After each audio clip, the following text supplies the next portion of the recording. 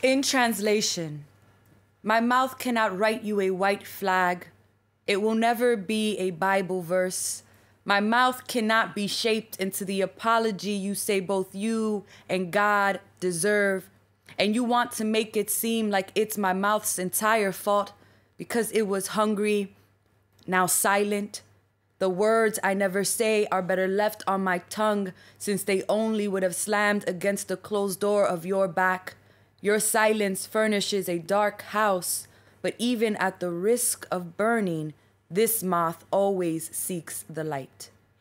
Thank you so much for that. Now, that was Dominican-American slam poet and author Elizabeth Acevedo. Elizabeth has written 3 young adult novels. Her multi-award winning The Poet X has just been translated into French, which is why she's here in Paris. Elizabeth, it's a pleasure to have you here on the show. Now, tell us, who's The Poet X? The Poet X is the novel of Xiomara Batista, a young Dominican-American woman. It might sound autobiographical, it's not, who wants to be a poet. And she is growing up in a pretty strict household where that kind of speaking up and exploration of feelings and desires isn't encouraged. Why did you want to tell this story if it's not your story? I was an 8th grade English teacher in the US, and I had so many students who were looking for books and for texts that reflected them, who sounded like them, who came from neighborhoods where they came from. And so initially, I just wanted a novel that was about slam and poetry slams and what does it mean to own your body enough to be able to get on a stage.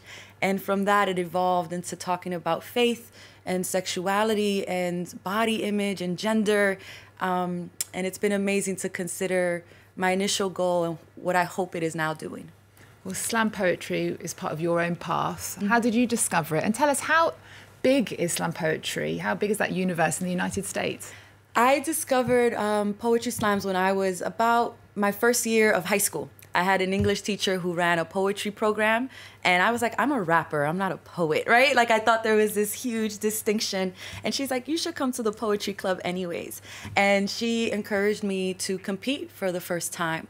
And there was something about, I was so insecure and had all these things I hated about my body.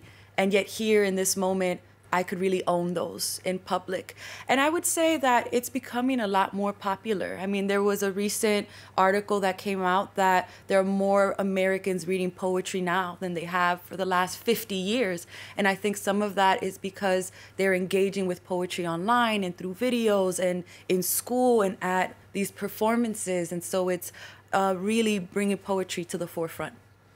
And your latest book, With the Fire on High, is described as a love letter to food and culture, and it's written in prose as well. The main character, Amoni, is a very different character to Xiomara in The Poet X. She's a teen mother living in Philadelphia. Who are you more like then, Amoni or Xiomara?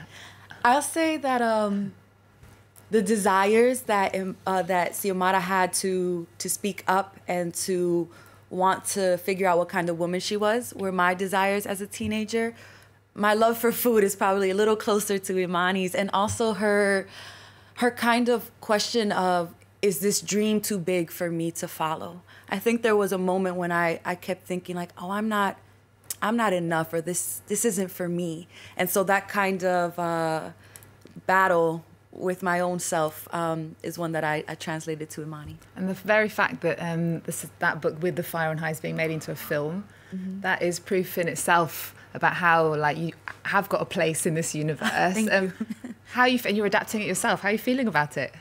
It's been pretty exciting. I was a little hesitant at first. I'd never written a screenplay, although I've been taking classes online, and the producers really felt that there was something I could do for this voice and for this screenplay that they weren't sure they would be able to find elsewhere. And so I'm taking confidence in the fact that I know these characters better than anyone else, that I know the story, and that it's almost a little bit of a second chance to add things that after the fact I wish I'd done. So I'm excited to bring it to a visual medium. Well, we're looking forward to seeing it when it finally comes out. Now, the Poet X is dedicated to all the little sisters yearning to see themselves. This month, there are actually 4 Afro-Dominican models on the cover of Vogue Latin America's September issue. Tell us, why is it important for young women to see themselves represented in the media? I think that there's a lot to be said about what you consider possible based off of what you see, right? If you imagine that only certain people are considered beautiful, only certain people are allowed to be models or newscasters or writers, then you start believing that you are in a deficit. You are not coming from a place of abundance, but you are always the one that has to be behind the scenes. And I think that what the Vogue cover did was just this moment to really celebrate a community of women that often don't get reflected. We don't see Blackness from Latin America on the front cover. If we see it on TV at all, it's as the maid or as the babysitter or these subsidiary characters and not necessarily the hero. And I think that cover says a lot about new conceptions of, or not new, but popularized conceptions of how many people can be beautiful and fit under that label. And in them, the Poet X, as well as winning the National Book Award for Young People's Literature, as you did with that book, amongst other accolades, you recently became the first ever writer of colour to win the UK's prestigious Carnegie Medal. In an industry that has rarely elevated the work of people of colour, do you feel like, or do you even realise how much you're changing the literary landscape? I think I keep blinders on.